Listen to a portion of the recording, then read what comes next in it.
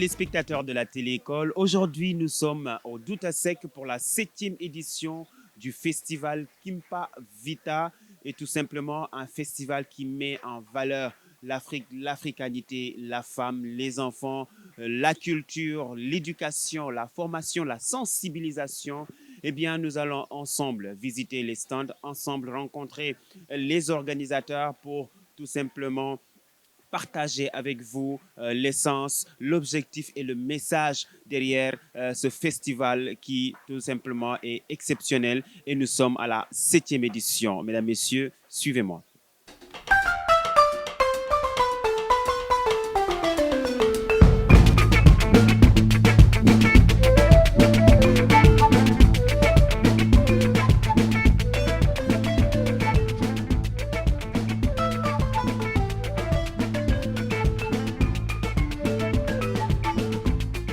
Alors, nous allons démarrer cette visite avec la présentation de Nephro World, l'association Nephro World dirigée par le docteur Mounir Hassani, qui est un ami qui est souvent invité à la téléécole. Aujourd'hui, nous allons parler de l'insuffisance rénale parce que c'est une association qui sensibilise, qui fait un travail exceptionnel tout simplement dans ce cadre. Suivez-moi. On va se faire inspecter, on va échanger avec Mounir et avec l'association Nephro World. Alors, nous voilà au stand de Nephro World. Aujourd'hui, ce sera spécialement santé, avec toujours l'excellent Mounir Hassani. Alors, mon cher, ça se passe bien? Ça va très bien et toi? Comment ça se passe ici? Qu'est-ce qu'on a? Qu'est-ce que vous allez partager avec les téléspectateurs? Alors, comme vous le savez, ici c'est Nephro World, une association qui parle de santé rénale, de prise en charge des reins et de sensibilisation sur l'insuffisance rénale chronique. Vous savez, l'insuffisance rénale chronique aujourd'hui, c'est 850 millions de personnes qui sont touchées. Maladie extrêmement grave dont les symptômes sont silencieux. Alors, à ce stand ici, qu'est-ce qu'on propose? Un dépistage de l'hypertension artérielle et aussi une sensibilisation de vive voix pour que tu comprennes vraiment les enjeux de cette maladie. Alors, je t'invite tout de suite à t'asseoir. Je vais dépister. Je vais me faire dépister. Mesdames, Messieurs, on va avoir l'attention.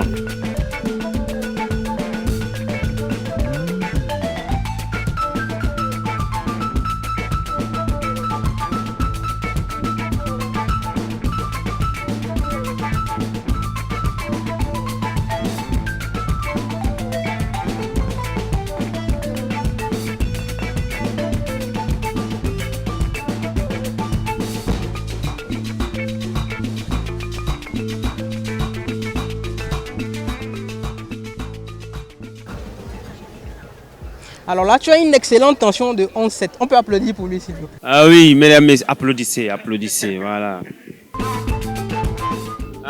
Les astuces et tout ce qui va avec. Bon, alors. Donc là, il t'a parlé un peu de ce que c'était que l'insuffisance rénale. Mais heureusement, nous sommes là pour te sensibiliser, pour que tu évites d'arriver à toutes ces horreurs, entre guillemets, que tu aurais pu entendre, qui t'a fait peur, parce que tout de suite tu nous as dit que tu avais peur. Ouais. Mais heureusement, il y a des moyens simples et efficaces, accessibles à tout le monde aujourd'hui, pour éviter de choper ce qu'on appelle l'insuffisance rénale. Alors ça, c'est très important, très chers amis téléspectateurs, suivez bien. Voilà l'information de taille qui va vous permettre d'éviter ce problème d'insuffisance rénale. Nous avons le plaisir de vous écouter. Donc en numéro 1, une astuce très simple, accessible à tout le monde, qui ne demande pas d'effort.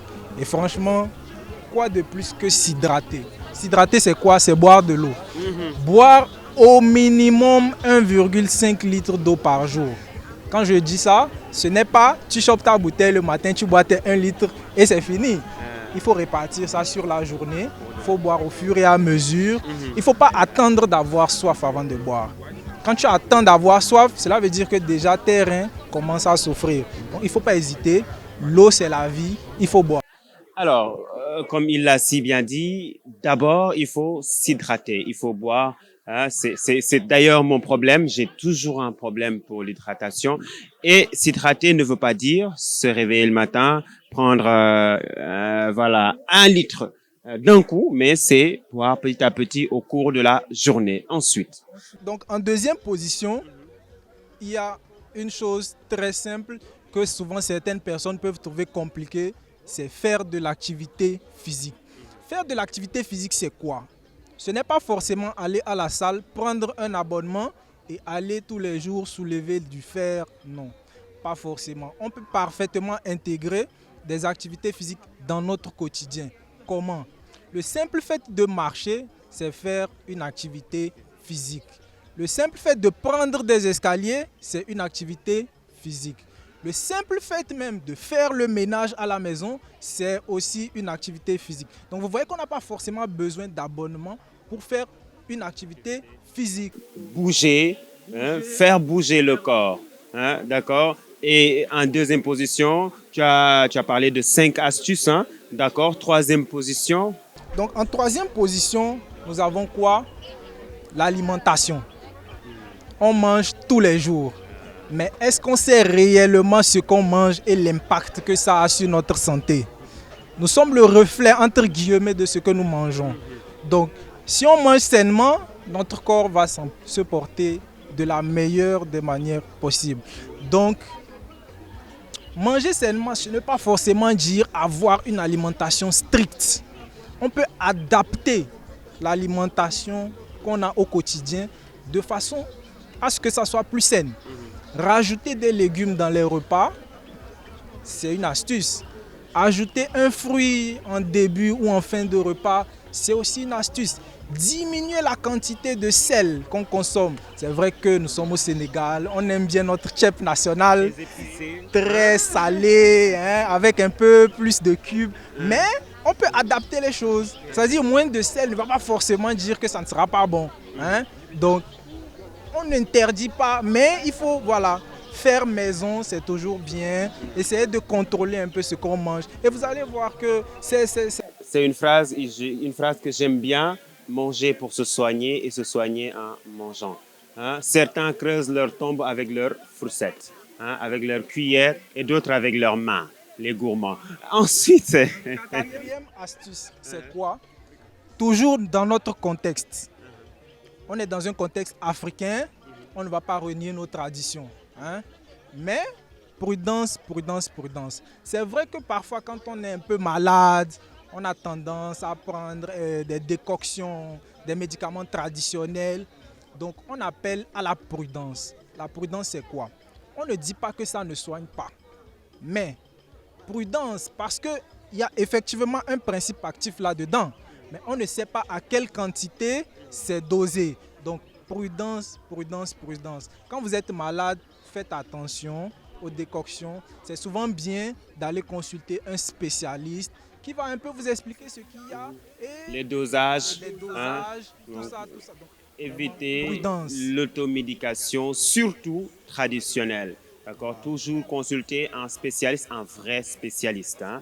D'accord? Donc, en cinquième et dernière position. Donc, en cinquième astuce, nous avons quoi? Nous avons le dépistage. Rien de mieux qu'un dépistage pour savoir si nos reins sont en bonne santé. Le dépistage, c'est quoi? Vous allez à l'hôpital, le médecin vous fait une prise de sang. Ensuite, on va doser ce qu'on appelle l'urée et la créate, qui sont des marqueurs qui indiquent sur l'état de vos reins.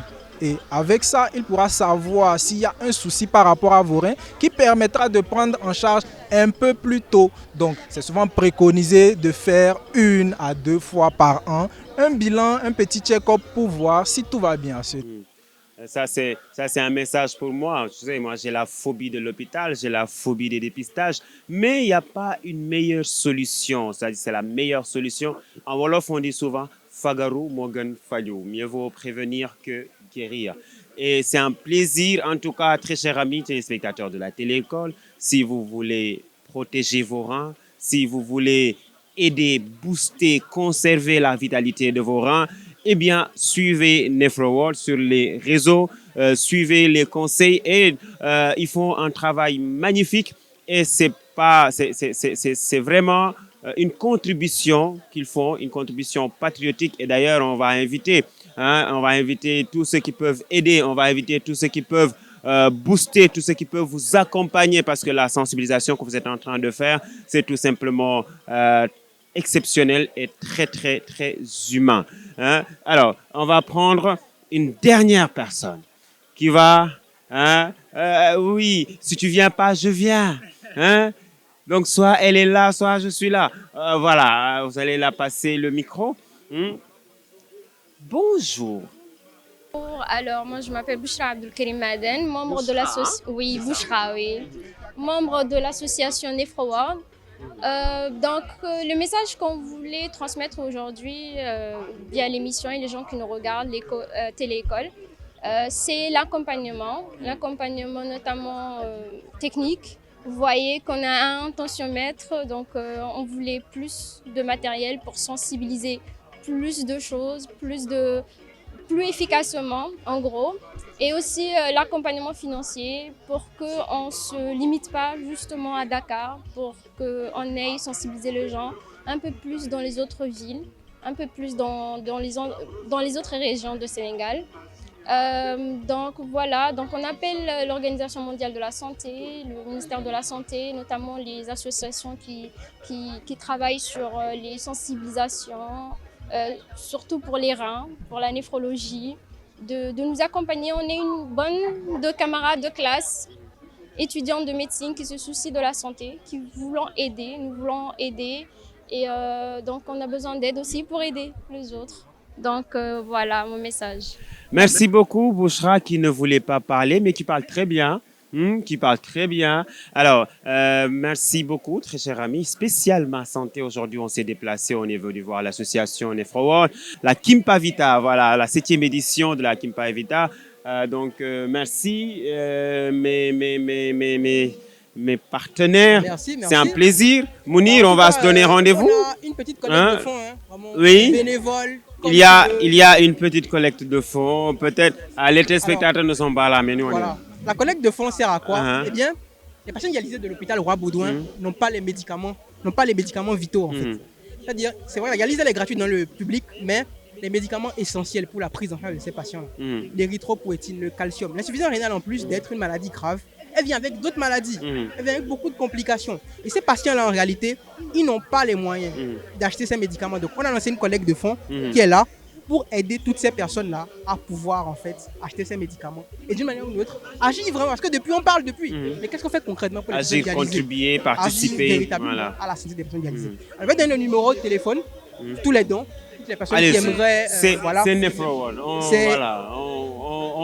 vous accorde ça. Alors le numéro de téléphone c'est le 71 116 58 47.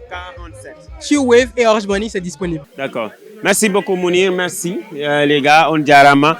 À très bientôt dans une autre édition de Ma Santé, très chers amis téléspectateurs de la télé-école. Merci beaucoup.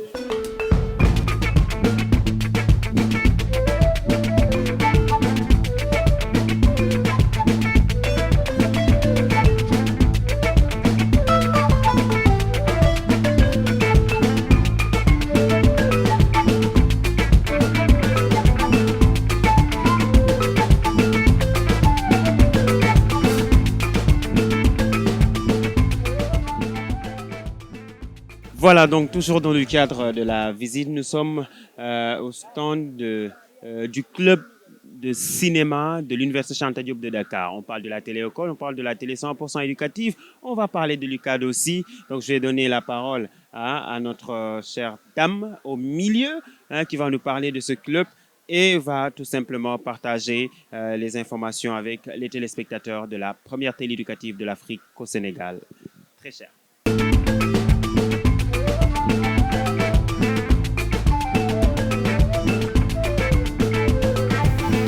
Bonjour à tous, moi c'est Colette Gina Goudiaby, étudiante en Master 2 à l'EBADS qui se trouve à l'Université Cheikh Anta Diop de Dakar, mais également membre de Ciné-UCAD. Donc à Ciné-UCAD, nous sommes un club de cinématographie nous sommes basés à l'Université Cheikh Anta Diop de Dakar et ce club a été créé par le feu Abdelaziz Boye. Donc lui, l'initiative, c'est vraiment d'initier les gens, les étudiants d'abord, mais également toutes les personnes qui sont intéressées par le cinéma, de les initier à l'écriture cinématographique, donc comment on fait des scénarios, la réalisation, donc tous les métiers cinématographiques. Donc, on les fait à partir des formations qu'on délivre. Donc, chaque année, il y a une promo qui est là, qu'on forme dans les métiers du cinéma, dans l'écriture. Et à la fin, il y a une production documentaire qui est faite, qui est réalisée par ces mêmes étudiants-là. Alors, nous, notre club, elle est gratuite, donc l'accès, elle est gratuite. Mais en parallèle de ça également, il y a des projections de films que l'on fait à travers des partenariats avec d'autres clubs peut-être. Nous sommes là, nous diffusons leurs productions documentaires et on le partage avec le public. Et il y a des projections, il y a des... comment on appelle ça encore? Des masterclass, des projections, des débats après projection. Donc vraiment, on initie également le public. On est là, on partage avec tout le monde. Donc c'est un club qui est ouvert à tout le monde. Si vous êtes passionné de cinéma, si vous aimez l'écriture cinématographique, vous êtes les bienvenus à Ciné-UCAD. Merci.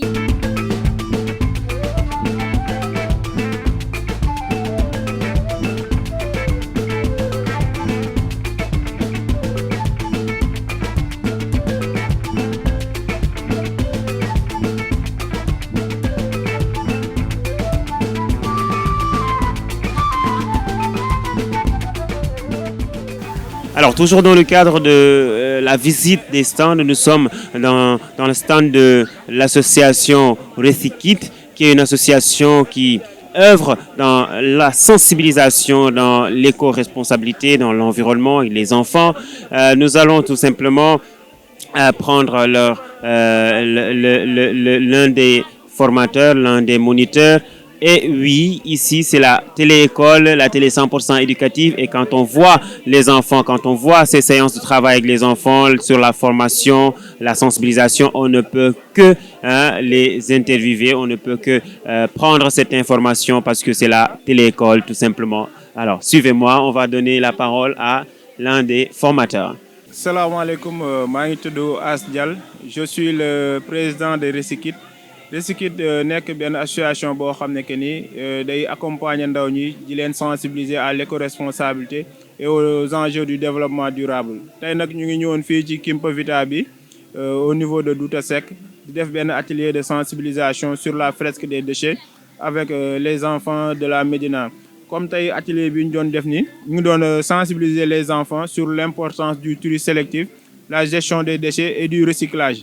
Tey nag mu doon activité yu am solo yoo xam ne dañ koy def en dehors du festival Kimpa Vita di accompagner écoles yi di accompagner la jeunesse sur des thématiques diverses et variées comme la sensibilisation au réchauffement climatique, la gestion des déchets, la préservation de la biodiversité et aussi ñu am ay ouvrages de compte yoo xam ne defar nañ ko rédiger ko pour mun a gën a waxtaan ak ndaw ñi sur ces thématiques là puisque dañoo nekk ci benn environnement boo xam ne que ni dañoo def le constat que les enfants sont trop divertis et que pour que la sensibilisation soit à leur niveau, nous développer des outils de sensibilisation à la fois ludiques et divertissants qui répondent aux enjeux du développement durable et aux objectifs de développement durable. Puisque dañoo jàpp que ni tey pour l'atteinte des ODD, il faudra que le cible enfant soit pris en compte, formé et outillé en compétences pratiques et que ñu mun a doon ay ndaw yu réew mi di sago ay ndaw yoo xam ne que ni tey dinañ mun a agir pour un impact positif pour la planète.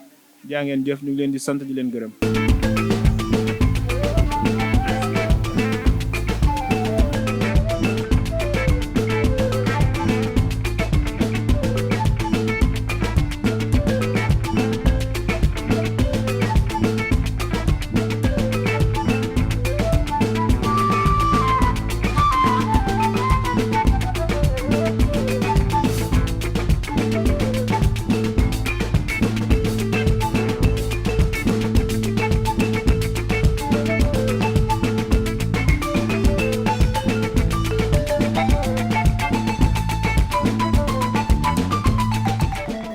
Alors, toujours dans le cadre de la visite des stands dans ce festival de Kimpa Vita, nous sommes au stand de Wikimedia Sénégal. Ce stand vise à sensibiliser dans l'utilisation des réseaux, tout simplement l'information, la cybercriminalité, entre autres. Et nous allons justement donner la parole à Fatima, Madame Gay, hein, avec son collaborateur. Ils vont nous présenter l'association et nous parler de l'objectif de cette association, Fatima. Donc, Wikimedia Sénégal, c'est une association et nous travaillons à mettre en avant Wikipédia et ses projets frères, comme Wikimedia Commons, Wikidata et autres. Donc, nous travaillons dans les savoirs libres, dans la collaboration en ligne.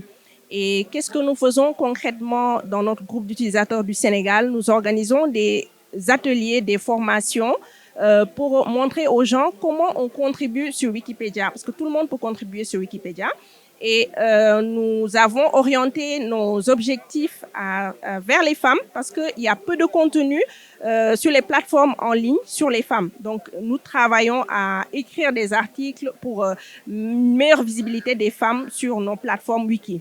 En plus de ça, nous organisons des sorties photos au niveau des aires protégées du Sénégal, entre autres, pour montrer la beauté du Sénégal et mettre ces images-là sur nos plateformes pour que les personnes qui font la recherche sur le Sénégal puissent retrouver toutes ces informations facilement. Bonjour à tous, je m'appelle Fatou Diop et je fais partie de Wikimedia Sénégal qui représente officiellement la Wikimedia Foundation ici, un organisme à but non lucratif basé à San Francisco aux États-Unis.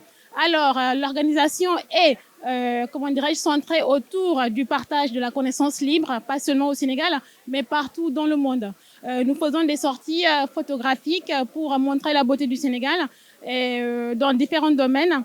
Et donc, du coup, c'est avec plaisir que nous sommes venus aujourd'hui assister à la Kimpa Vita pour expliquer un peu ce que nous faisons depuis 3 ou 4 ans. Voilà. Donc, aujourd'hui aussi, c'est l'occasion de fêter l'anniversaire de Wikipédia, qui est l'encyclopédie libre qui fête ses 25 ans, qui a été créée en 2001 par Jimmy Wales et Larry Sanger. Donc, du coup, c'est le moment pour ceux qui veulent partager la connaissance libre de venir ici, au niveau de notre stand, apprendre et savoir comment contribuer sur nos différentes plateformes. Voilà, merci beaucoup. Merci beaucoup à l'équipe de Wikimedia Sénégal pour l'impact.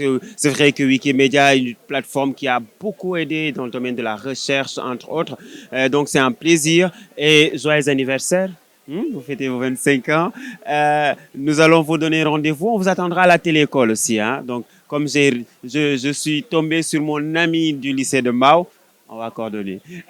Donc, merci beaucoup, très cher ami. On va continuer la visite des stands. On va voir ceux qui parlent de l'environnement, parce que la téléécole aussi, c'est la sensibilisation, c'est l'environnement, c'est la santé, c'est la culture. Donc, nous allons tout simplement continuer la visite.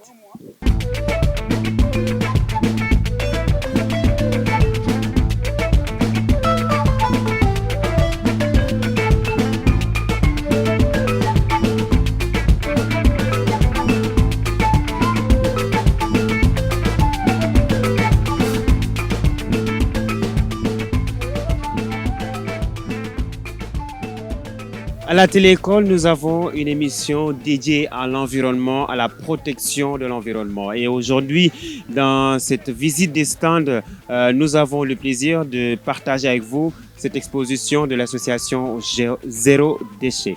Zéro déchet au Sénégal, zéro déchet en Afrique, tout simplement protéger l'environnement. Et je vais donner la parole à un membre de l'association qui va nous expliquer le magnifique travail qu'ils font pour la protection de l'environnement. Salam alaikum. Je me présente, je m'appelle Elage. Je suis membre de l'association Zéro Déchet Sénégal. L'association Zéro Déchet Sénégal existe depuis 2018 et c'est une association qui est basée ici au niveau de Dakar. Et notre mission, c'est de faire tout pour sensibiliser la population sénégalaise les problèmes liés avec les déchets. Donc nous, on est une association qui a beaucoup de projets. Donc on a le pôle formation, pôle projet pilote, pôle communication et pôle sensibilisation. Aujourd'hui, nous sommes présents à la Kimpa Vita pour tenir un stand et pour parler les gens le problème des déchets. Donc le stand est divisé en 2 parties. Donc vous voyez à la partie gauche, c'est les problèmes des déchets que vous voyez. Et à la partie droite, on vous montre nos partenaires et les solutions. Bon, notre mission, c'est comment on peut faire pour ne pas produire des déchets. Parce que souvent, il y a des gens qui font des set setal, mais nous, notre concept, c'est comment on peut conscientiser la population sénégalaise pour leur dire quelles sont les solutions qu'on peut faire pour ne pas produire des déchets. Par exemple, ici, vous voyez, on a la calebasse. Souvent, vous allez au marché amener la calebasse, ça vous permet de réduire les déchets. Parce que si vous allez au marché, vous n'amenez pas les calebasses, on vous donne des sachets en plastique. Voilà, donc, ça fait des années qu'on travaille là-dessus. Je suis avec mon confrère aussi, il est à Saint-Louis. Nous avons une antenne aussi à Saint-Louis. Nous avons une antenne à Ziguinchor. Donc, ce que vous voyez ici, c'est des projets qu'on a réalisés. Le premier projet qu'on a réalisé, c'est le projet Mon Restaurant Zéro Déchet, avec l'appui de l'ambassade du Portugal. Et on a aussi l'écofusion concentrice. Donc, nous sommes là aussi pour apporter notre soutien. Et merci d'avoir passé au stand Zéro Déchet.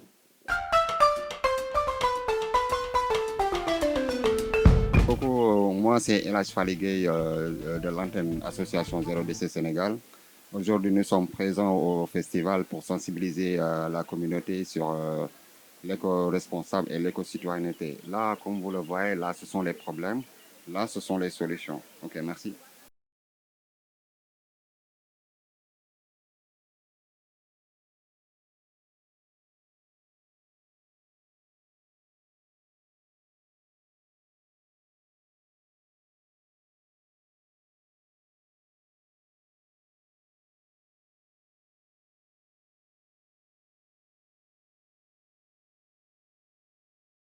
Alors pour finir, très chers amis téléspectateurs de la télé-école, nous allons terminer avec l'association Village des enfants. Cette association qui vise à aider, à soutenir, à accompagner les enfants, surtout ceux qui ont eu à avoir certains problèmes dans la vie, les conscientiser, mais les accompagner dans la réinsertion. Nous allons tout simplement donner la parole, parce que comme vous le savez, la télé-école, c'est la télé 100% éducative. Et qui dit éducation, dit enfant, et qui dit enfant, bien sûr, dit l'association Village des enfants. Pilote, l'association Village Pilote. Ok, d'accord. L'association Village Pilote, on va leur donner la parole. Bonjour à vous, merci. Donc effectivement, nous sommes l'association Village Pilote, qui est une ONG qui œuvre depuis 1994 pour la protection des enfants de la rue au Sénégal. Donc notre objectif, c'est qu'il n'y ait plus d'enfants dans les rues au Sénégal et dans les pays limitrophes. Pour ça, nous avons un centre d'accueil qui est situé au niveau du lac Rose, où sont pris en charge environ 120 enfants de 5 à 25 ans. Donc nous sommes présents aujourd'hui au festival Kimpa Vita pour mettre en valeur les formations professionnelles où les jeunes de Village Pilote acquièrent des compétences, qu'elles soient techniques ou sociales. Donc nous dispensons 6 formations, la menuiserie bois, l'électricité, le BTP, la restauration collective, l'agroécologie et aussi la couture. Donc tous les produits que vous voyez ici aujourd'hui, ils ont été fabriqués par les jeunes qui sont pris en charge à Village Pilote au niveau de la menuiserie bois et de l'électricité. Et notre objectif de fin est bien donc la réinsertion sociale, familiale, scolaire ou professionnelle des enfants que nous prenons en charge.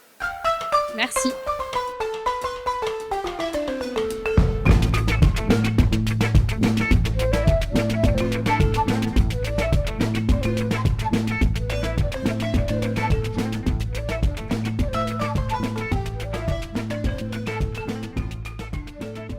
Voilà, très chers amis téléspectateurs, nous sommes au terme de cette visite des stands, des expositions au cœur de Douta-Sec pour la 7e édition du festival Kimpa Vita.